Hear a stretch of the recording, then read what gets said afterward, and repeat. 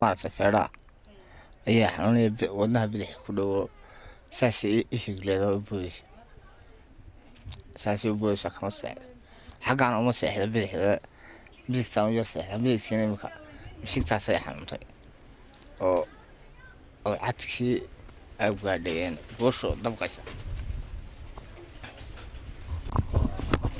qiyaastii imisa sano ayaa sidan haydado waxaan ahaa 6 sannadood 6 sannadood baa caynka ah waxay xanuunayaan makala qabtaa waxay xanuunayaan horta cunahaas aadii xanuunaya ilaa qoorta ilaa laabtaalkaas jirkoo dhan ugu wada xanuunaya